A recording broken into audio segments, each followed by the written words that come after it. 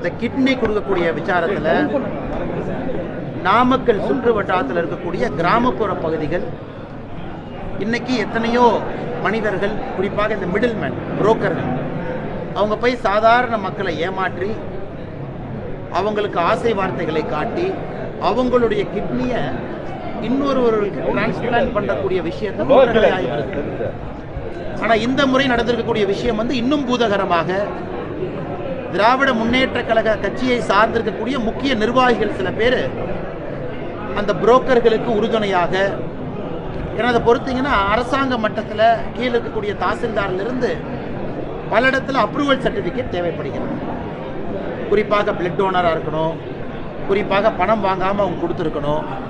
ஆனால் இன்றைக்கி இங்கே இருக்கக்கூடிய திமுக கட்சியை சார்ந்த நிர்வாகிகள் ஒரு பக்கம் அரசாங்க அதிகாரிகளையும் அவங்களையும் கரெக்ட் பண்ணி, இன்னொரு பக்கம் கிட்னி கொடுக்கக்கூடிய கிராமப்புற மக்களையும் ஆசை வார்த்தைகள் கூறி அவர்களையும் ஏமாற்றி, இது ஒரு ஆர்கனைஸ்டு ட்ரேடாக, இது ஒரு ஆர்கனைஸ்டு ட்ரேட், ஒரு கம்பெனி மாதிரி, இண்டஸ்ட்ரி மாதிரி அவங்க செய்திருக்கக்கூடிய விஷயம் பத்திரிகை நண்பர்கள் மூலமாக கொஞ்சம் தான் வெளியே வந்திருக்கு.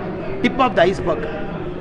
அரசாங்கம் இதற்கு தனியாக ஒரு எஸ்ஐடி போடணும், ஒரு ஸ்பெஷல் இன்வெஸ்டிகேஷன் டீம் எஸ்ஐடி போட்டு முழுமையாக இந்த விஷயத்துக்கு அடித்தளம் வரைக்கும் போய் யாரெல்லாம் அதில் இன்வால்வ் ஆகியிருக்கிறாங்க, அரசு அதிகாரிகள் உட்பட திமுகவில் இருக்கக்கூடிய நிர்வாகிகள் யாரெல்லாம் இதற்கு உடந்தையாக இருந்திருக்கின்றார்கள் இந்த மாவட்டத்தில், அது கலெக்டர் ஆஃபீஸ் வரைக்கும் போய் தான் அது வெளியே வருங்க அந்த அப்ரூவல் எல்லாமே.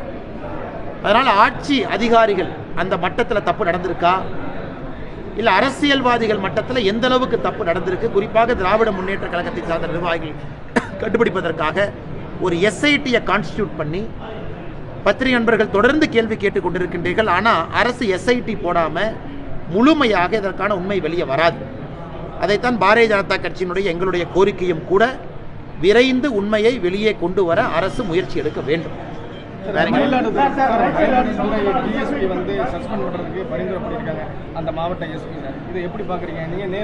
அந்த மாவட்டத்தினுடைய காவல்துறை கண்காணிப்பாளர் அவர்கள் மயிலாடுதுறையினுடைய டிஒய்எஸ்பி ப்ரொஹிபிஷன் விங் அவரை சஸ்பெண்ட் செய்வதற்கு நேற்று உத்தரவு பிறப்பித்திருப்பதாக டிவி மூலமாக நாங்கள் பார்க்குறோம். அந்த மயிலாடுதுறையினுடைய அந்த பர்டிகுலர் டிஒய்எஸ்பி அவங்க பேசும் பொழுது டெப்டி சூப்பரண்ட் ஆஃப் போலீஸ் 2 விஷயத்தை சொன்னாங்க. எனக்கு தெரியும், ஒரு சீருடையில் இருக்கக்கூடிய ஒரு அரசு பணியாளர் பத்திரிகையில் பேசக்கூடாது என்பது எனக்கு தெரியும். ஆனால் இன்றைக்கி நிலைமை அதையெல்லாம் தாண்டி போயிடுச்சு. அதனால தான் நானே உங்ககிட்ட பேசுகிறேன். என் வீட்டிலிருந்து அலுவலகம் வரை நான் நடந்து சென்ற பொழுது எந்த பத்திரிகையும் நான் கூப்பிடல, நீங்கள் கவர் பண்ணுங்கன்னு நான் கூப்பிடல. அவர் சொன்னது.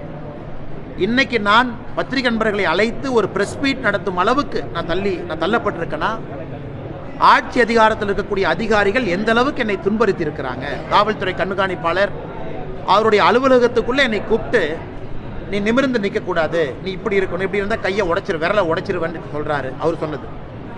அடுத்தது இன்டெலிஜென்ஸ் விங்கில் இருக்கக்கூடிய உயர் அதிகாரி, சட்டம் ஒழுங்கு அதனுடைய ஏடிஜியாக இருக்கக்கூடிய உயர் அதிகாரி, இவங்கெல்லாம் என்னை துன்புறுத்தி இருக்கிறாங்க அப்படிங்கிற பல விஷயங்கள் சொல்லும் பொழுது எதையுமே விசாரிக்காம குற்றம் சாட்டி இருக்கக்கூடிய அதிகாரியை ஒரே நேரத்தில் பணியிடை மாற்றம் செய்து சஸ்பெண்டும் பண்ணுவது எந்த விதத்தில் நியாயம்?